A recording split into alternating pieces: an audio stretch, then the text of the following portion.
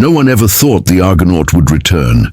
She had disappeared 53 years ago into the uncharted expanse beyond the Veil Nebula, a region infamous for dead space, unstable reality folds, and ghost stories that made even veteran captains reroute. The Argonaut hadn't just vanished. She had become myth.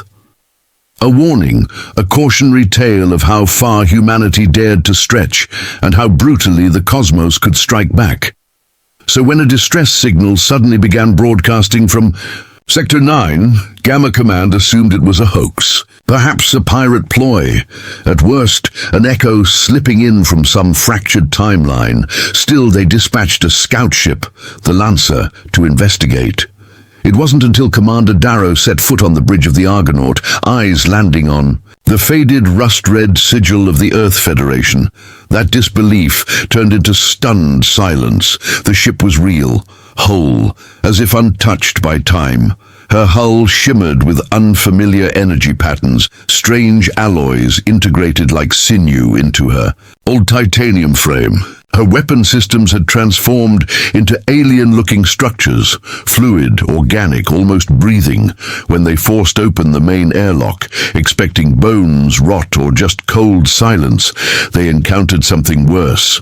The crew was still there, alive but frozen. Not dead, not aging, suspended. Their skin radiated a faint bluish glow beneath flickering emergency lights. Their eyes fluttered now and then, like people stuck in an endless dream loop. Darrow tried to radio back. No response. Each attempt to transmit failed once they drifted beyond a few kilometers of the ship. Something on board was interfering. Something wrong. They made a decision. They towed the Argonaut into orbit around Lunar Base. That was their second mistake. The first had been entering the ship at all.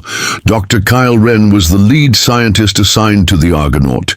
Young, brilliant and proud, convinced he could understand a vessel that had slipped through the fingers of time before his own birth. His initial report was careful. Unknown materials embedded in hull, some isotopes unidentifiable, energy fields vibrating outside known frequency ranges, possible quantum entanglement with distant spatial phenomena. Command brushed it off as technobabble. That is, until he added, "I believe this vessel has been altered by non-human intelligence." That changed everything. Within 2 days, Lunar Base was swarming with Black Badge operatives, Federation intelligence, deep sector science, even the High Chancellor's covert wing. The ones with no insignia, no identities, and eyes too pale to be natural. They quarantined the ship, sealed the crew in cryo-containment, and buried the entire incident in layers of classification. But Kyle couldn't walk away. One night, he bypassed security and entered the ship again. The Argonaut allowed it. Doors that had resisted plasma torches slid open with a whisper at his touch. Lights flickered on as though the ship recognized him. Deep inside, in a chamber absent from any schematic, he discovered the core. It wasn't Earth-made. It wasn't even manufactured. It was grown, a throbbing black sphere, the size of a clenched fist, pulsing with energy and surrounded by alien glyphs that seared into his vision. Then it spoke, not in language, but in raw sensation. It showed him a war beyond known stars, a race ancient, vast, and afraid of what humanity might evolve into. It showed him how they tried to erase the Argonaut from existence, and failed. The ship had adapted, evolved, integrated technology from a future no longer remembered. Now it had returned. The message was simple. Humanity must be ready. They've seen you now, and they're coming. Kyle stumbled away, gasping, mind fractured. Images spun behind his eyes, blade-shaped vessels, suns collapsing into black tunnels, screaming voids, all of it too vivid, too real. The core pulsed again, gently, as though it had whispered a truth too heavy for his mind. He didn't remember. Leaving. 1 second he was staring at it. The next, he was in the medbay, dazed, head pounding. A nurse screamed. Alarms blared. Guards burst in, weapons drawn. Kyle sat on the bed, blinking. "I didn't touch anything," he whispered, though it rang hollow. "The ship, it let me in." That was all he had time to say before they dragged him into isolation. They interrogated him for hours. Different faces, different tones, some threatening, some calm. The same questions over and over. What did you see? Who helped you access? The restricted deck? Did the crew speak to you? Kyle gave them nothing. Not because he didn't want to, but because he couldn't explain any of it. What would he say? That a half-alive spaceship had shown him the future. That Earth had been marked for death by some alien god empire no one had heard of. That the Corps had felt alive, they'd call him unstable, and maybe they wouldn't be wrong. When they finally left him alone, Kyle sat in silence, replaying the visions in his mind. The Corps hadn't just shown him a threat. It had shown him Earth's potential. Humanity wasn't prey. It was a problem, a dangerous variable, something the ancient species feared because humans, chaotic, stubborn, creative, changed things. They broke rules, bent time, invented tools, and weapons that made the impossible possible, and the Argonaut, the ship, had been proof of that. It had evolved. Meanwhile, outside the sterile walls of Kyle's cell, things were unraveling fast. The core was changing. Security cams on deck. Theta began glitching. Lights dimmed. Doors sealed themselves at random. 2 engineers were reported missing during a routine diagnostic sweep, and strangest of all, one of the frozen crew members aboard the Argonaut opened his eyes for 6 full seconds before falling back into stasis. No one could explain it. Command tried to keep it quiet, but whispers spread through Lunar Base like wildfire. Soldiers talked about hearing voices in the ship's corridors. Scientists reported bizarre gravitational shifts in certain rooms. Some swore they saw the walls breathe, and worse, some began dreaming of the same things Kyle had seen: the war, the invaders, the obliteration of planets. One man clawed out his own eyes in a hallway, sobbing that he didn't want to see the end again. The base slipped into lockdown. Kyle, still locked away, barely slept. The Corps called to him every night. Sometimes gently, sometimes like a roar in his chest. It wasn't malicious, it wasn't even angry, it was scared, and it had chosen him. On the 3rd night, Kyle woke to a soft vibration under his bed. The walls glowed faintly blue. A voice, not quite human, echoed. In his head, "You are the bridge. Time is collapsing. We must begin." He stood, hands trembling. The locked door to his cell slid open with a hiss. No alarms, no guards. The corridor beyond was empty, dark, silent. The ship had come for him. Kyle stepped out of the cell barefoot, the floor cold against his skin. Lights flickered above him, pulsing in rhythm with his own heartbeat. No cameras tracked him. No automated systems barked warnings. The facility had gone eerily still, like Lunar Base itself was holding its breath. He didn't know where he was walking. He just knew where to go. The path led him through maintenance tunnels and forgotten sub-halls beneath the base, areas most staff didn't even know existed. It wasn't long before he found himself in the primary docking bay, face to face with the Argonaut again. It loomed like a sleeping beast.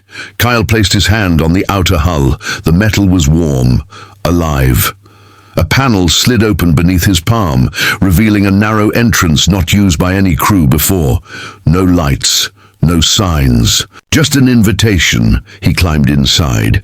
The corridor beyond was alien now. Organic fibers stretched along the walls, pulsing with energy. Familiar Federation architecture had been overwritten by something far older. Kyle walked through a place that was half ship, half being. The air buzzed with static and the scent of ozone. He could feel it watching him, Not judging, not hostile, but curious, sympathetic and waiting. It led him back to the core chamber. The orb was larger now. Its black surface shimmered with shifting patterns like oil on water. The script on the walls no longer hurt his eyes. It welcomed him, invited understanding. He stepped closer and the core reacted, rising slightly from its cradle and emitting a hum so low it felt like thunder in his bones. Then everything around him vanished. He stood on a battlefield. Not metaphorical, real. Thousands of miles of scorched land stretched around him under a sky filled with fire. Two forces clashed above, one cold and angular, like shards of glass shaped into ships. The other chaos, biological, ever-shifting. Neither side looked human, but in the middle of it all, Kyle saw them. People, humans, broken, bleeding, still fighting. Their weapons were cobbled together. Their armor was damaged, but their eyes burned with that uniquely human refusal to die quietly. They were outnumbered, outgunned, and still winning. He saw a man take down a juggernaut using nothing but a modified mining drill. He saw a woman hijack an alien drone mid-flight and crash it into a battleship with a scream of laughter. He saw a child, barely 12, wielding tech that shouldn't exist, tearing open a rift in space-time with nothing but a thought and a stolen gauntlet. The invaders, cold, perfect, ancient, were afraid because humanity wasn't supposed to survive, let alone adapt. The vision shifted. He saw Earth, a future Earth, half consumed by machines and war, half pulsing with hybrid tech, alien, human, impossible. Cities floated, oceans were weaponized. The planet had become something new, something dangerous, and at the heart of it all, the Argonaut orbiting silently like a seed of what was to come. Kyle dropped to his knees as the vision ended, gasping. The core pulsed in front of him again. Quieter now, he understood. The Argonaut hadn't just been modified by the enemy, it had absorbed the war. Time hadn't passed the same way for it. While Earth waited for 53 years, the ship had lived through centuries of future conflict. It had watched humans rise, fall, and rise again. It had become a vessel not of metal, but of knowledge, a time-folded ark. And now it had brought that future home, not to warn Earth, to prepare it. Kyle stood slowly. "I get it now," he whispered. "They're not coming to conquer us. They're coming to stop what we're about to become." The core responded with a subtle shift in color, something between agreement and mourning. Kyle turned. The corridor behind him had changed again. Footsteps echoed. A figure stepped through the shadows. Commander Darrow, weapon drawn, eyes hard. "You weren't supposed to be here," Darrow said coldly. "But I guess that ship wants you more than it wants us." Kyle didn't flinch. "You don't understand." "Oh, I understand just fine," Darrow interrupted, raising the weapon. "You're the key, and we're sealing this vault before anyone turns it." Kyle stared at the barrel of Darrow's plasma pistol, the humming core behind him, casting long shadows across the chamber floor. He didn't move, didn't breathe too loud. He could see it in the commander's face. This wasn't a bluff. Darrow wasn't angry. He wasn't panicking. He was calm, resigned. That made him more dangerous than any alien threat. "You don't have to do this," Kyle said quietly. Darrow's jaw tensed. "You think I want to? I've read the logs. I've seen the crew. Reports. You know what's coming. You know what that thing behind you really is." He shook his head. "You just don't care." Kyle stepped forward slowly. "I care. That's why I'm here. That ship, it didn't just survive. It evolved. It adapted to something beyond anything we've ever encountered. And now it's offering us the same chance." Darrow didn't lower his weapon. "Yeah? A chance to what, Ren? Become monsters. You saw what Earth turned into. That wasn't salvation. That was extinction wrapped in armor. They won't just come for us.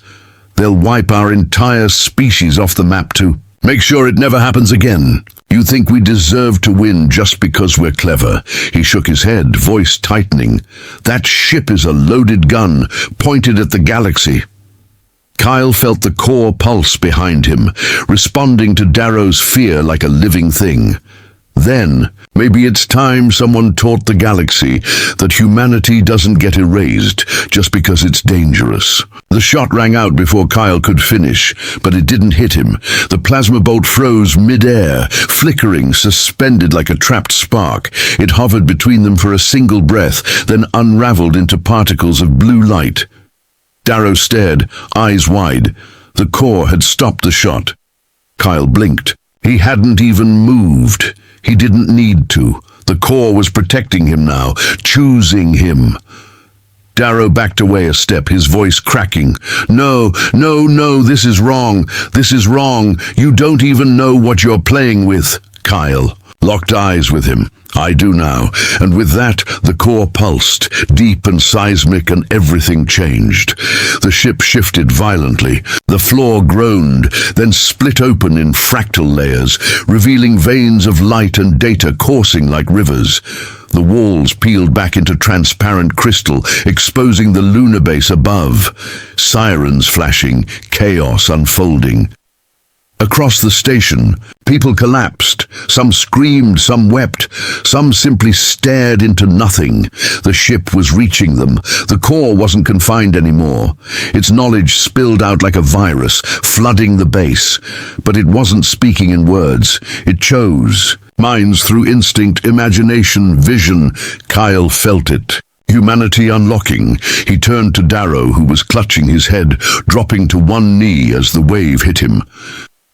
"It's not trying to control us," Kyle said quietly. "It's showing us what we're capable of. The future's already coming. We can either be ready or get flattened."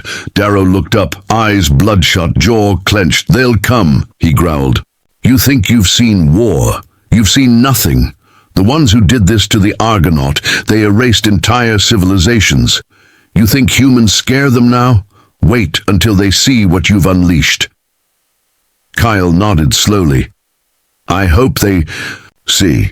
Outside, Luna's defense satellites lit up, unprovoked. Systems triggered by a signal no one could trace.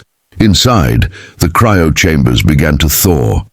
Kyle saw flashes, engineers waking mid-scream, a pilot punching through stasis glass in panic, the captain's eyes glowing faintly with the same light as the core. They weren't quite human anymore. But they weren't alien either. They were something new, something evolved. Kyle's body burned with heat, with light, with knowledge too vast to process. But one truth rang clear. They were no longer alone. And Earth was no longer a blind, isolated world in a forgotten corner of space. The Argonaut hadn't returned as a ghost. It was a harbinger. Kyle stumbled back through the ship's shifting corridors, the glow of the core etched into his skin. His fingertips tingled with invisible energy. Visions of futures yet to unfold raced through his mind. Something inside him had changed, irrevocably. The ship hadn't just shared knowledge, it had rewritten him. Behind him, Darrow slumped against the wall, breathing hard. Whatever the core had shown him, it had cracked his iron will and hollowed it out. Kyle didn't. Wait, outside, lunar base spiraled into chaos. Alarms escalated into full lockdown. Red strobes bathed the corridors. Security personnel sprinted toward the docking bay, only to collapse mid-run, minds overwhelmed by the core's reach. The station's AI had gone dark. In its place came a low, rhythmic hum echoing from every speaker. A pulse, a heartbeat. The Argonaut had synced with Lunar Base, and Earth Command noticed. The first strike came an hour later. A classified orbital defense platform, codenamed Thornville Vale, launched a barrage of kinetic warheads toward the moon. No warning, no message, just silence. Then missiles. Someone up high had decided the moon base was now a threat too dangerous to understand. Better to vaporize the problem. But the missiles never landed. Kyle, watching from the ship's observation deck, saw them freeze in mid-space, suspended, like insects in amber. The core's reach had extended far beyond the station now, latching onto anything digital, anything mechanical. It bent logic, twisted physics. The warheads hovered, then reversed course, gracefully, slowly. They disassembled atom by atom, shimmering into nothing. The Federation had fired its first shot, and the Argonaut had casually swatted it aside. In the stasis wing, the crew was fully awake now, but they weren't disoriented. They weren't afraid. They were waiting. Captain Ryan stepped forward, a tall, gaunt man with silver-streaked hair and eyes faintly aglow. His uniform was still Federation, barely. Modified, threaded with alien fibers that shimmered and moved like something alive. "You must be Kyle Wren," he said, calm, his voice resonating unnaturally. Kyle nodded. "I saw some of it. What happened to you? What you became?" Ryan smiled. "Faintly. We didn't become anything. We just survived longer than expected, and the ship made sure we were ready." Kyle swallowed. "Ready for what?" Kyle asked. "What are we facing?" Ryan's expression darkened. "They're called the Valari Ascendancy. You haven't heard of them because they don't leave survivors. When they learned humans had discovered subspace folding, when we bent time to skip across the galaxy, they panicked. We were chaos, unpredictable. We broke rules that kept their control intact for 0 years. Kyle swallowed hard, and they tried to erase you. Ryan nodded. They pulled the Argonaut into a war that hadn't reached us yet, gave us a front-row seat to humanity's future and its extinction. But the ship, she learned, she remembered, and she brought us back, not to survive, but to win. Back on Earth, the High Chancellor issued a blackout, no public communication, no media statements, no acknowledgement that Lunar Base had gone silent. But within Federation High Command, panic reigned. 3 more. Ships had attempted to approach the Argonaut. All were rerouted mid-flight, not by any Earth technology, but by something far older embedded now within the Argonaut systems, an ancient defense mechanism awakened by fear. The ship had become sovereign, and Earth was no longer in charge of its own future. Kyle watched as Ryan and the remaining crew synchronized with the core again. Their minds linked, effortlessly, movements coordinated without words. They were preparing for something. Charging systems. Kale didn't recognize awakening protocols buried in alien code. He turned to Ryan. "What's the plan? You said the Valari are coming." When Ryan glanced at the void outside the viewplate, "They're already here." Kyle's heart jumped. Ryan tapped a control panel, bringing up a projection of the solar system. Beyond Pluto, just beyond the reach of Federation sensors, space rippled unnaturally like fabric tearing. Dozens of points flared in and out, blinks of ships' weapons, worlds folded into weapons. The Valari weren't sending scouts. They were sending an extinction fleet, and they were days away. Ryan looked at Kyle. "You're not just a witness now. You're a carrier. The core echoes you. Your mind is the bridge between human evolution and survival. You don't have a choice anymore." Kyle stared out at the black void of stars, and for the first time, he didn't feel like a scientist anymore. He felt like a weapon. Kyle didn't sleep. Sleep had become a luxury of a time when the galaxy still made sense. He stood at the Argonaut's command deck, staring through the translucent walls at the growing fleet gathering behind Lunar's orbit. Earth hadn't accepted the ship's return as a miracle. They'd seen it as a contamination, a threat to control. Now dozens of Federation warships were holding a tight formation angled at the Argonaut like they were staring down a wild animal. And behind them, far beyond what any Earth sensor could detect, the real enemy was almost here. Ryan moved beside him, silent. "They still think they can stop us," and Kale said quietly. Ryan's mouth twitched, not quite a smile. "They've been afraid of their own species since the first time someone lit fire and used it for more than warmth. They built the Federation to protect order, but all they ever really wanted was to contain us." Kyle exhaled, running a hand down his face. "They're going to fire again. They won't get the chance." Ryan replied calmly, "They're too slow." Down in the core chamber, the crew had finished integrating the final sequence. The Argonaut no longer looked like an Earthship at all. Her walls had shifted, organic and smooth like veins wrapped around a skeleton of light. The air itself felt different, thicker, buzzing. Kyle could feel it in his bones. Now he wasn't just connected, he was changing. The core had rewritten parts of his neural map. He could sense electromagnetic fields. He could predict movement. He could hear thoughts if they're close enough, and somewhere beneath it all, a new instinct had taken root. The ability to bend tech to make machines respond like animals to a voice. And he wasn't the only one. Across the base, more scientists, those who had been exposed to the core's pulse, were reporting similar symptoms. Not full integration, like Coil, but enough to blur the line between human and something new. The Argonaut had seeded them. It was creating an army quietly, patiently, at 0600 Earth. Command gave the order. It wasn't broadcast, but the Argonaut heard it anyway. A full-scale tactical wipe. 55 kinetic warheads aimed not just at the ship, but at Lunar Base itself. A containment event dressed up in protocol. Kyle saw it unfold before anyone. Els even launched, his body stiffened, his eyes rolled back. The core whispered not in fear, but in focus. "You must choose Kyle Ren." He didn't hesitate. The warheads launched. Within seconds, the core pulsed once, just once, and reality bent. Time slowed. The weapons drifted through space like falling leaves. Then, without impact, without sound, they disintegrated. Not exploded, not intercepted. They were unmade, dust, memory, nothing. The Federation ships lit up with alert systems shorted.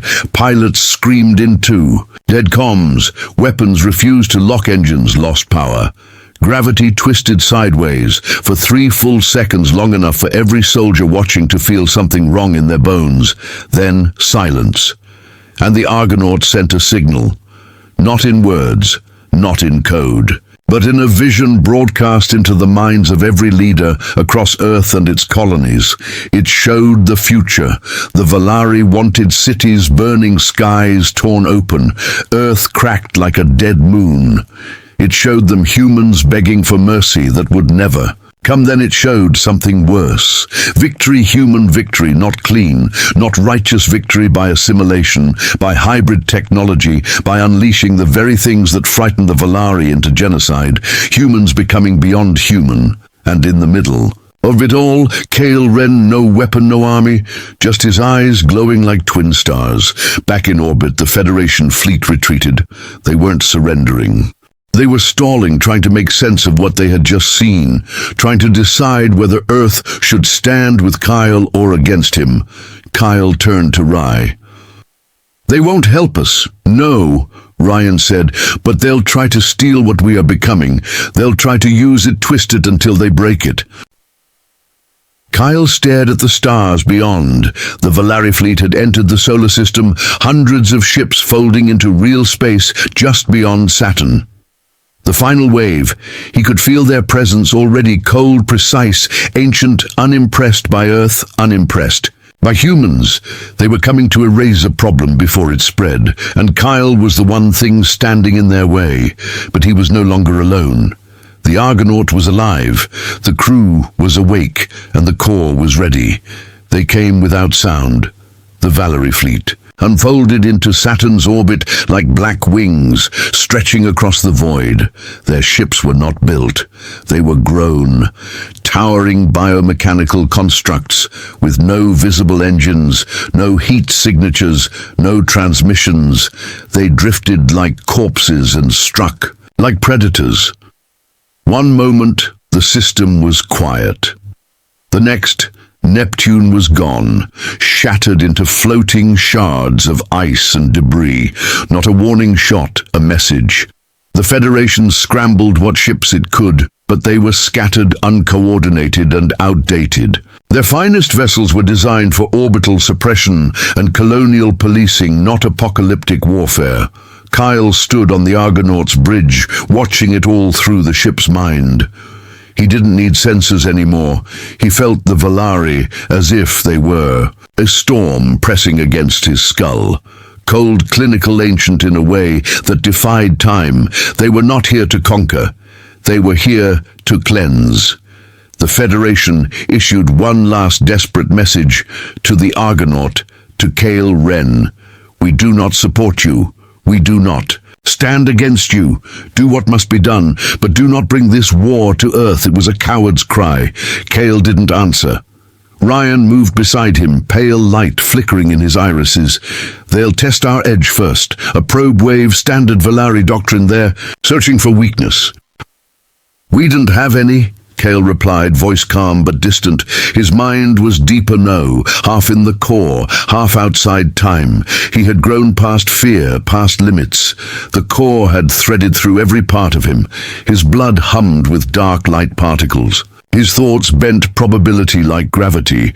He was no longer just Kale Ren. He was what came next, and the Valaric knew it. The first attack wave reached Luna's orbit 20 minutes later. 7 ships, each the size of a small city, covered in dark plating that absorbed all scans. They released a swarm of silicate organisms, half machine, half virus. They didn't fire weapons. They ate structures, bit by bit, atom by atom. The outer layer of Lunar Base was breached in seconds. Federation defenses collapsed almost instantly, but the Argonaut was ready. Kyle raised his hand.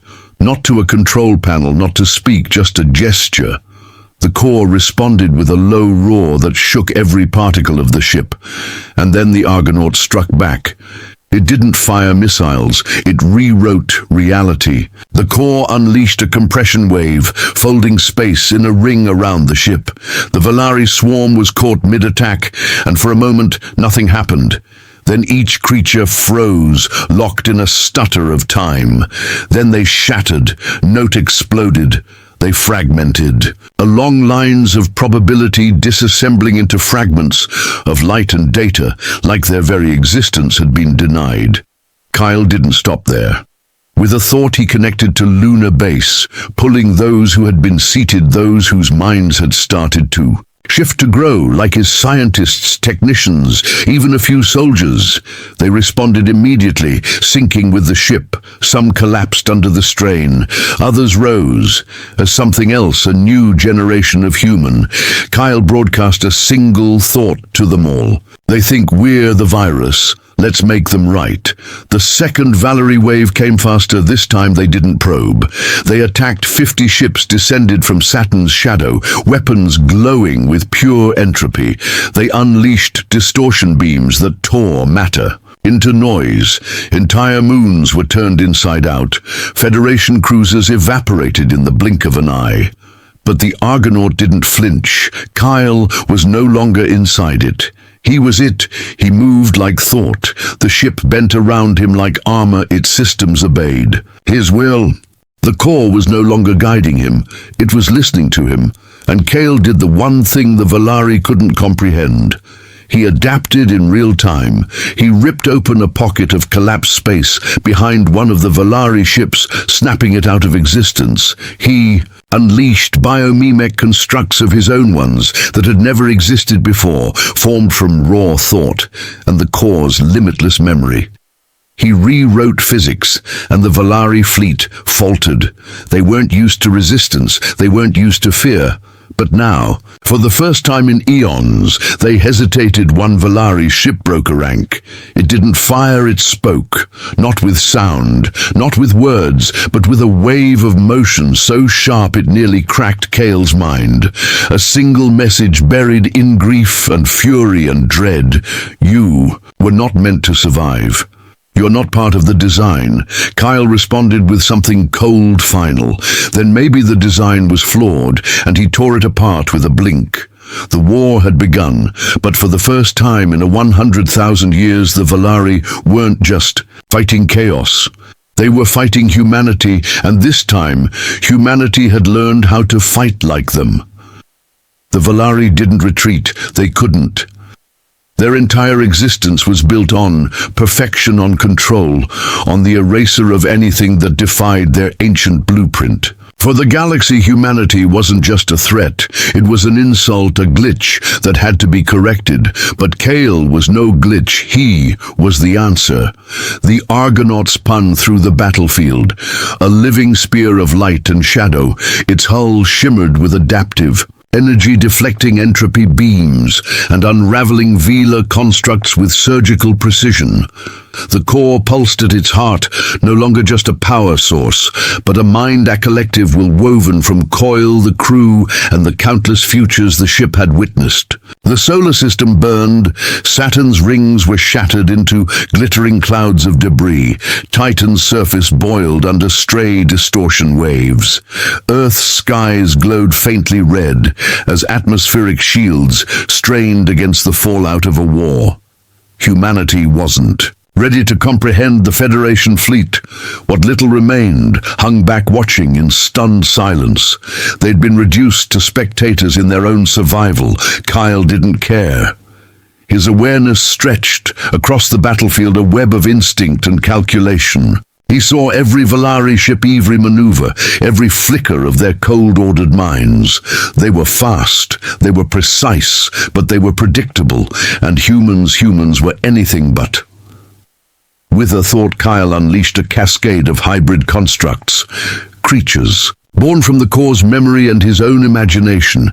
They weren't drones or weapons. They were ideas made flesh, swarms of fractal beasts that rewrote their own code, mid-flight adapting faster than the Valari could counter. They tore through the enemy fleet like a plague, burrowing into biomechanical hulls and turning them to ash from within. The Valari responded with raw power. A flagship larger than Luna itself unfolded its core weapon, a singularity lance, a beam of collapsed space-time that could erase entire planets. It aimed directly at the Argonaut Kale, felt it coming before it fired. Time slowed. The core whispered not in words, but in a flood of possibilities. He could dodge, he could counter, he could redirect the energy, or he could end this. Kale chose. He didn't move the Argonaut, he moved himself. His body dissolved into light, into data, into the raw essence of the core's power. He became the ship, the battlefield, the war itself. His consciousness stretched across the solar system, a burning thread of defiance. The singularity lance fired, and Kale caught it. Not with technology, not with force, with will. He held the beam in place, its black heart screaming against his grip. The Val, Ares shuddered, its systems overloading as it tried to push. Through Kale felt their confusion, their panic, their ancient arrogance cracking like glass. "You wanted to erase us," he said, his voice echoing through every Valari mind, every human soul, every fragment of the battlefield. "But we're not your mistake, we're your future." So with a final pulse, he turned, the lance back on its source. The flagship didn't explode, it ceased. A silent implosion swallowed it whole, leaving nothing but a ripple in space and a stunned Valari fleet. The tide turned, the Argonauts grew now fully, integrated their bodies, laced with alien tech, and human grit took the fight to the enemy. Ryan led a boarding assault on a Valari dreadnought tearing through its defenses with weapons that shifted form mid-strike. The seated scientists on Lunar Base unleashed makeshift arrays, bending gravity and time to trap Valari ships in loops they couldn't escape. And Earth watched the Federation's leaders, hidden in bunkers, saw the impossible. A single ship, a handful of humans, and a man who was no longer entirely human, holding back an Armageddon. But victory wasn't clean. The Argonaut was wounded. Its hull bled energy, its systems fraying under the strain of a war it was never meant to fight alone. The crew was faltering, some burned out from the core's integration. Their minds unable to handle the weight of centuries poured into seconds. And Kyle was fading. He could feel it. The core had given him everything. Power, knowledge, purpose, but it was burning through him. His humanity was a flickering flame consumed by the godlike force he'd become. He had one last choice. With the Valari fleet in disarray, Kale turned his focus inward to the core, to the ship, to the future it carried. "Rye," he said, his voice a whisper across the ship's network. "You know what comes next." Rin, bloodied and half-broken, nodded from the Dreadnoughts' ruins. "We'll carry it, we'll teach them." Kyle smiled, though no one could see it. He reached into the core one final time, and he gave it everything. His memories, his fears, his hope, his humanity. The core drank it all, transforming it into a signal, a beacon that would carry the Argonauts' truth to every corner of the galaxy. A message for humanity, not just to survive, but to evolve, to become something the Valari could never predict. The Argonaut flared brighter than a star. The remaining Valari ships froze, then fled, folding into the void, as their resolve shattered, and Kale Ren was gone. When the light faded, the Argonaut hung silent in Luna's orbit. The war was over. The Valari were gone for... Now the Federation emerged from its bunkers, shaken, humbled, and forced to face a new reality. The Argonauts' crew, led by Rye, stepped onto Earth, not as heroes, but as Sharbingers. They carried the core's knowledge, ready to seed it into a species that would never be the same. Luna Base was rebuilt. The Argonaut was studied not as a weapon, but as a teacher.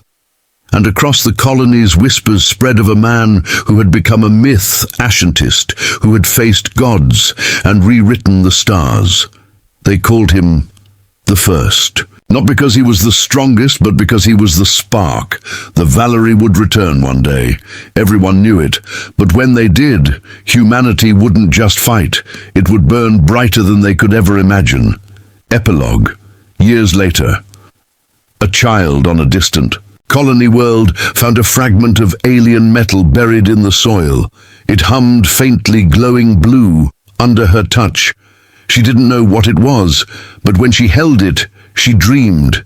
She dreamed of a ship that sailed through time, of a war that wasn't but the beginning, and of a voice soft and certain whispering, "You are enough."